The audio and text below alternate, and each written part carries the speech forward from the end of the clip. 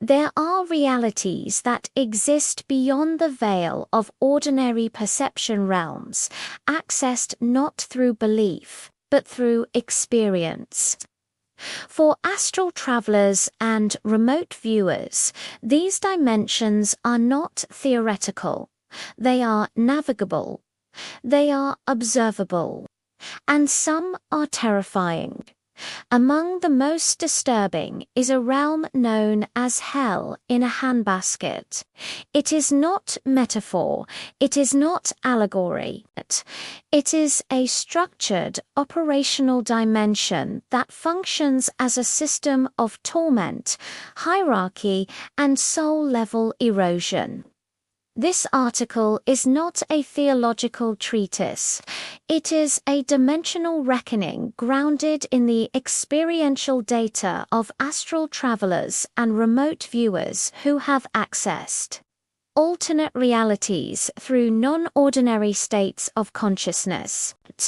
It offers an analysis of what lies beneath the surface of our sanitized worldviews, revealing a realm that functions as both mirror and warning. Through these altered perceptual frameworks, we confront the soul's entanglement in structures far more complex and horrific than conventional depictions of hell, demanding a deeper form of discernment beyond dogma or metaphor. Remote viewing this realm is not like watching a film, it is like stepping into one. The dimensional lens that opens during astral access reveals not just the landscape of hell in a handbasket, but the beings within it. And here lies the first horror. Those beings are us. The lens exposes the twisted, fragmented, unhealed aspects of the self. The demon is not external, it is internal. It is the accumulation of betrayal, addiction, cruelty, and neglect. It is the shadow self, magnified and made autonomous. You see the glamour masking the grotesque. You see the horror beneath the persona. You see the gold grill over a shattered jaw. You see Brian Warner needing Jesus not as a cultural critique, but as a soul in crisis, but as the beautifully damaged soul in that has become horrific but beautiful, as if it were art. This is not metaphor, it is dimensional truth, and it is horrific. The landscapes of hell in a handbasket are not chaotic. They are designed, sculpted, curated. The agony is not random, it is choreographed. The torture is not improvised, is engineered. These scenes would never pass a movie board. They would be placed under permanent moratorium, and yet, in this reality, they play on loop. From a safe vantage point, if such a thing exists, one might call the architecture breathtaking. The precision of suffering, the symmetry of torment, the aesthetic of agony. It is Dante meets Dolly meets digital dystopia. But beauty here is a trap. To admire it is to risk being absorbed by it. To witness it is to be changed by it. And if you're inside it, you're not admiring, you're surviving. This is not the devil's playground. It is his war room.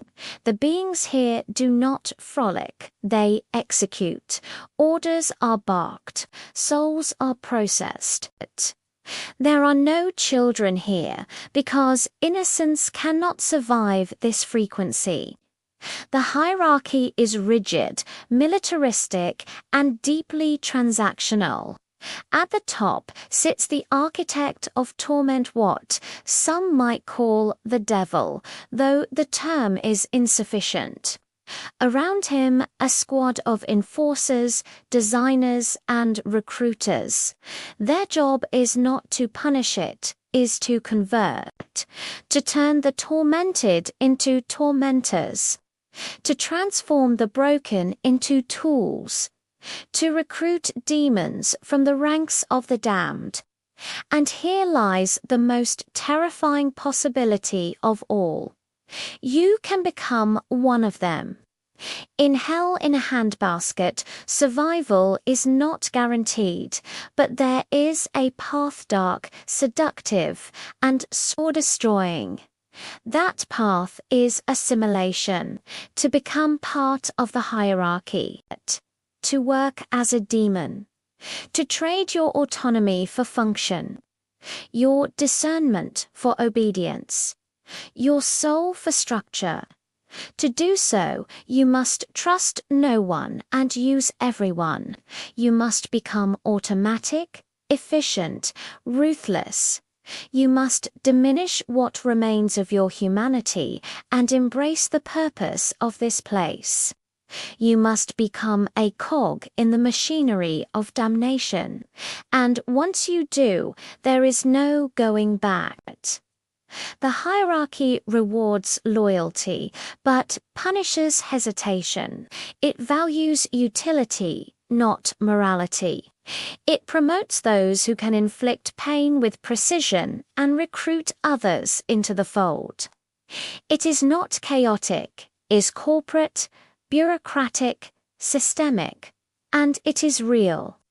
One of the most disturbing aspects of Hell in a Handbasket is its aesthetic. The landscapes are not crude, they are curated. The suffering is not messy, it is stylized. The horror is not random, it is ritualized. This is not a place of chaos, it is a place of control.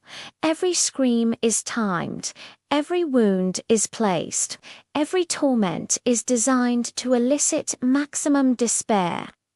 And yet, from the outside, it can look like art, like performance, like spectacle.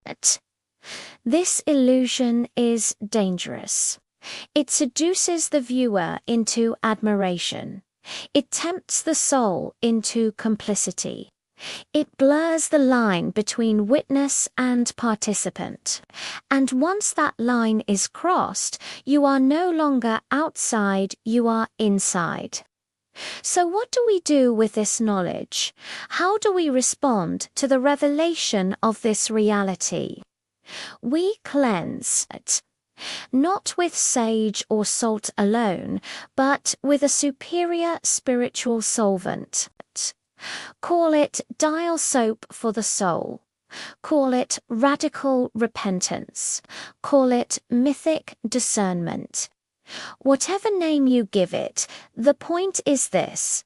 You must right your wrongs before you have a chance to see what they look like in hell's mirror. Because in this reality, the soul is not judged, it is displayed. And the display is brutal.